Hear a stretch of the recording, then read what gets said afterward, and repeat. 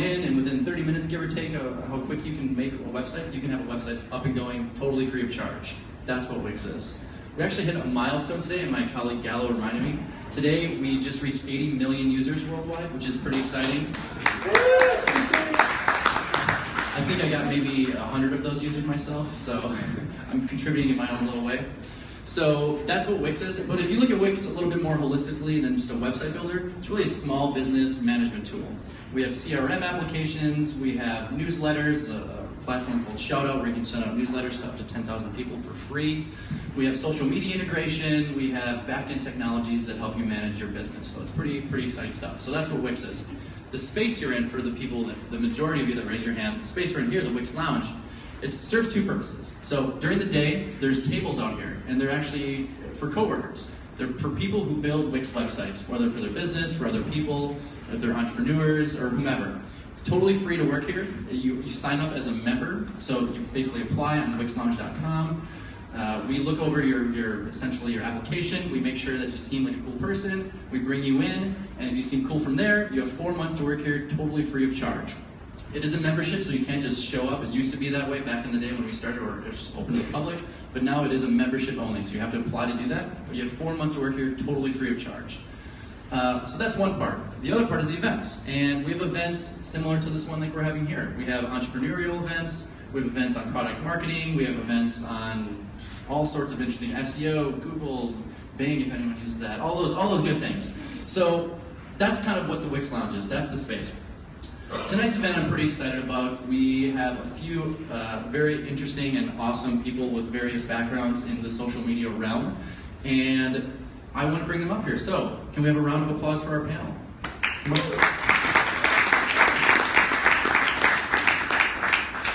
Cool. I'll let them get settled in. Switch around. Yeah, you got it. Yeah. Cool. So, I could explain what you all do, but you guys know yourselves way better than I do. So, the first question I want to do is just kind of go around robin, is everyone kind of explaining your background, what you're into, what got you interested in using social media as a tool or for whatever. So, I just want to kind of go and have you guys introduce yourselves. Everyone has a microphone. I think a couple of you have mics, right? Everyone here is without a microphone? Or would you? No? Okay. Okay. So yeah, feel free. Matthew, if you want to start, sure. Hey everyone, can you hear me? Yeah. Can you hear me? How's everybody doing? Good? I'm Matt Rockport, and my Twitter name's @MIActor. I work in social media, most recently at Tech Times, doing their first social media director, editor, strategist, one-person team. Then before that, I was at Huffington Post. I have a background, I'm an actor and comedian as well. I have a background in theater and film. And I fell in love with social media early on, and I took on some clients, and I'm freelancing right now, and looking forward to an amazing conversation and learning more about Marvel, Tumblr, and Matt Starr. Hi, I'm Adri Cowan. I am the social media manager at Marvel. That means that I manage the daily and also strategic content for Marvel and all of the assigned properties. So that's Captain America, and Thor, and Avengers, and Guardians of the Galaxy, all the good stuff. And I work with an amazing team of, well, now 2 other people. And we have an in-house video team, and we also work with a West Coast editorial team, so we work very closely together to produce all of this content. Before that, I worked a bit in tech. I worked at Google Plus Local / The GAT as a community manager in the Boston area, and worked in book publishing a bit before then. But really what brought me to social media was having a career in PR, which naturally progressed to social media. So I did PR for about 7 years. And that kind of all went hand in hand. And yeah, you couldn't really do PR now without social media. So it's been an amazing journey through the internet. Hi, I'm Jana Zagari, and I'm the social media manager for Tumblr. So that means that I manage the social strategy, execution, and planning for Tumblr on all of the other social media networks. So Facebook, Instagram, Twitter, Snapchat, all that good stuff. So basically, I'm handling the day-to-day calendaring, figuring out what we're going to post, when we're going to post it, who we want to try and get with those posts, and just that sort of day-to-day fun stuff. I started at Tumblr about 5 months ago now. Before that, I was actually out in Los Angeles working for Disney, doing social media for them. And then before that, I was actually at Marvel. So I have known AJ for quite a long time. So I actually got my start in social media when I was an editorial intern at Marvel during college. And I just sort of fell in love with it. I was actually working for the Spider office, so working with everybody who worked on Spider-Man and all that great stuff. I started doing Twitter, started talking to fans, really getting into that, and I actually developed my personal social media more than professionally. Then I just sort of fell into it, came back from living abroad, got my job at Marvel, and that's where it all started. I'm going to pass these out first. So it's one of the projects I'm working on called Famous Artists Looking for a Job. I'm Matt Starr. I'm an artist and conceptual comedian. I started a viral trend called babycore, where I recreated my baby clothes in adult size, and it went super viral. And Miley Cyrus made a music video, and LaGuardia High School, everybody was dressing like children for 2 months, and it just didn't stop. And I shot A$AP Ferg's music video with Cardi Levine on this cell phone. Only this cell phone. And the way I got into social media is I was really lonely. I went to school in Indiana. I had no idea what Instagram was. I had no idea what anything was. I moved to New York, and my friend was like, hey, download Tinder. And I was like, what's Tinder? And I downloaded it, and I was like, wow, this is Tinder. And I started using Tinder to meet people, and I made a lot of friends. I met a lot of people who ended up writing about me, and I'm still like best friends with half of them. And then I started using Instagram, and I just kept lying a lot to meet people I studied and wanted to meet. Thank you. Thank you all of you for those introductions. Very thoughtful. Appreciate that. So I want to jump right into the questions, right? Because you're all here to hear them talk about social media, yes? We'll get a little yes. We didn't get a yes. Yes. Okay, so thinking about social, creating a publishing schedule, finding the right content for your brand, finding it in general, choosing the appropriate channel for distribution. They all seem fairly daunting when you really kind of lay out all of those things you need to do, right? How do you suggest first approaching social media management? You can start anywhere. Anyone with Whoever's holding the mic, that'll be the first victim. I'll start. One thing I failed to mention as well in my introduction was that I also have a small social media agency that works with small businesses.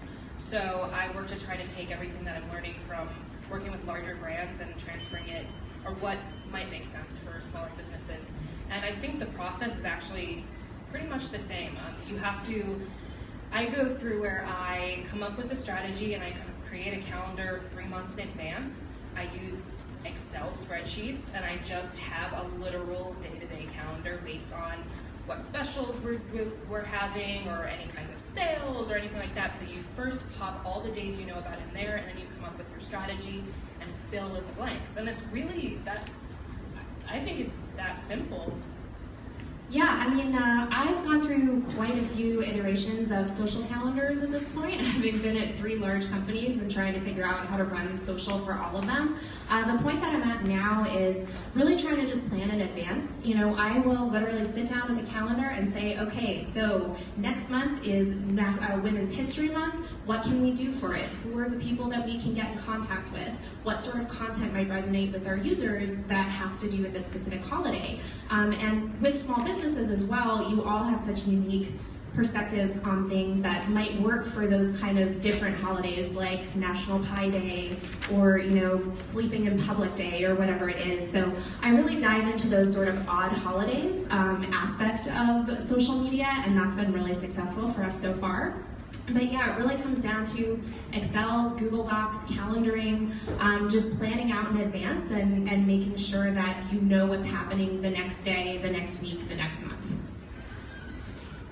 It's interesting because working at Tech Times and also HuffPost before that, there was an editorial calendar, and there were national days and days that people put out social media plan articles and stuff. But working in news, every single minute or every day, night, there's news happening all the time. So as far as trying to plan that, you can't always plan it. You have to really be on your feet and improvise. So it can be daunting when something major happens, whether it's an earthquake or something Kardashian, you know, but you know, something crazy that you have to cover, and figuring out, okay, where are the best places to put that content and where is it trending. So I spend a lot of time looking for content for both of those places and figuring out what's trending and what's going to trend, try to predict what's going to happen based on the year, based on the time of day or the atmosphere in New York or another city. But I definitely use Google Docs, I use Excel, I use Slack is great. Planning in Slack I really recommend that if you have a team. Trying to organize each channel, like HuffPost has 60-something verticals, and Tech Times had a lot as well. So trying to figure out where to post the best story and try to work with the editors and writers to figure out what we're doing for the day. And sometimes it's not in advance. It's that day, what exactly we're going to line up and focus on, or even at a drop of a hat to focus on something more important or some breaking news. Yeah, I wanted to actually jump in on one of the points you mentioned, like an earthquake or something like that happening. It's so important to be aware of what's going on in the world, because the last thing that you would want to see is if there's some national emergency happening and someone logs in and sees one of your pre-scheduled tweets. So something that we do, and I've done at all of the different companies that I've been at, is just be incredibly aware. I wake up, I read the news, I check the trending topics, make sure what's happening, what's going on. You know, you never want to be the company who winds up on the "this was the brand who reacted badly in this situation" list. That is like the last thing that I would ever want to sort of happen for a company that I'm working for. Which list is that? Just any of them. Mashable does them. You know, there's all those the worst 9/11 tweets and things like that. My boss likes to say, you know, people don't wake up in the morning and think, what does Tumblr think about 9/11, or what does Tumblr think about this? And it's an important thing to know where in the conversation you should actually be and where you don't need to be. On that note too, I think it's also really important to know what platforms you should be on when you start. I'm not sure if do all of you have small businesses, or you're looking to start one, or is this more to manage your personal brand? Okay. I think it's important because we know we all have limited time, so figuring out how best to maximize that time where our audience is. Sometimes I tell businesses that maybe Twitter might not be best for them because there's a lot of time, a lot of energy to put in there with very slow growth. So you really have to pay attention to where you think you should be and what would best maximize your time. And also, like you said, in terms of emergencies, also checking out trends before you tweet about them. There have been some brands that have messed up and done that. I think DiGiorno was one of them. If you Google it, I'm not going to talk about it here, but they hopped on a trend that was really bad, and you can laugh about it now looking at it, but it was a disaster. So making sure you research those hashtags and those trends before you participate in them.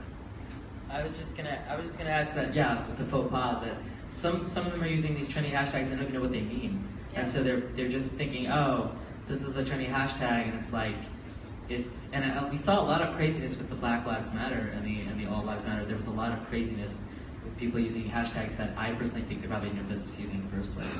So I think it's really important. It could ruin your brand, you could lose a lot of followers, you can get a lot of bad press, especially when that happens, so I agree with that.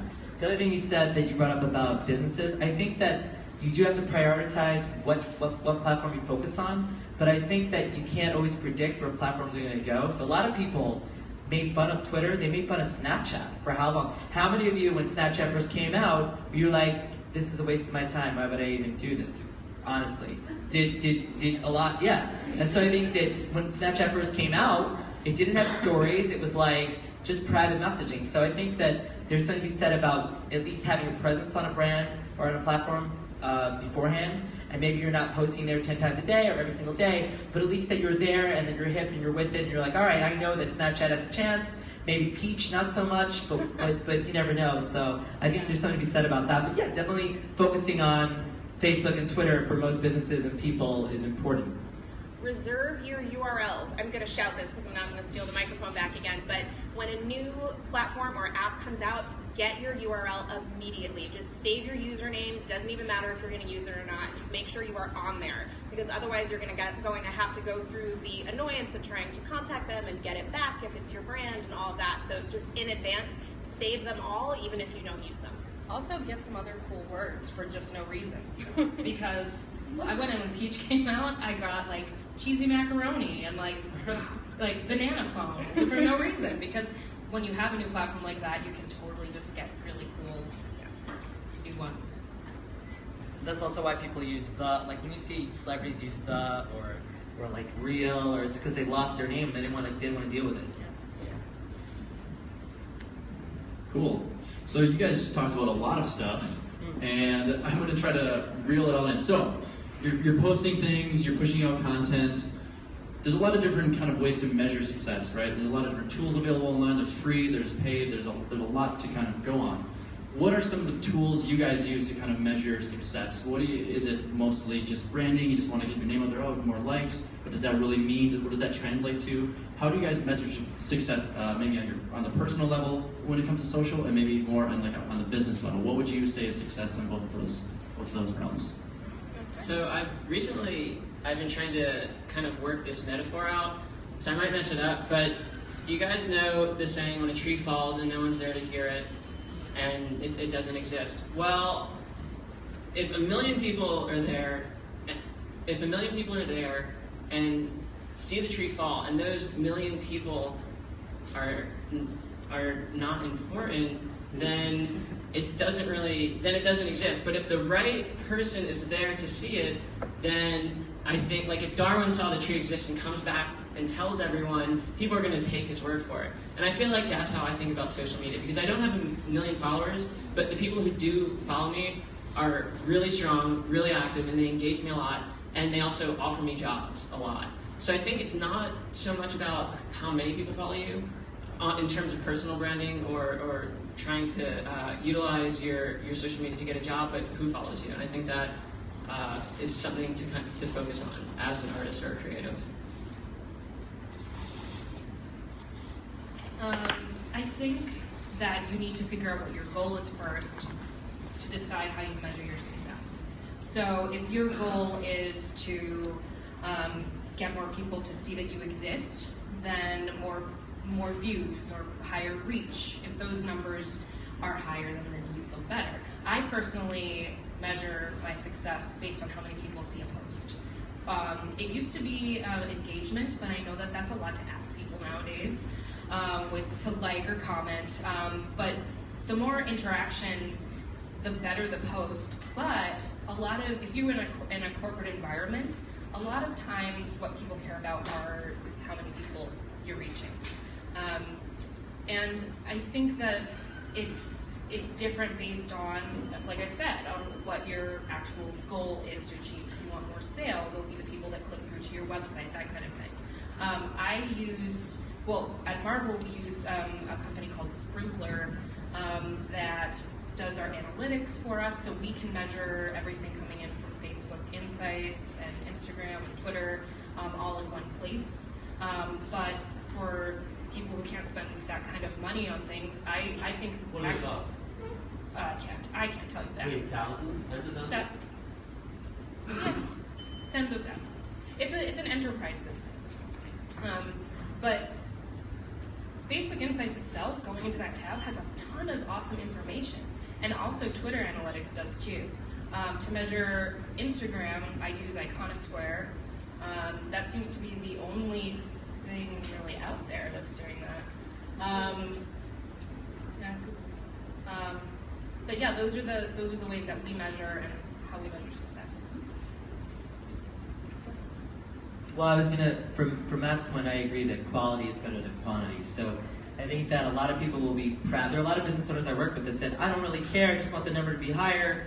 But I think that hurts you in the long run. And I think, a lot of people want corporate, and some of these businesses want to say we have 1 million followers. That's why you see a lot of people going out there and buying followers and buying likes and buying things. And I think that can only hurt you in the long run.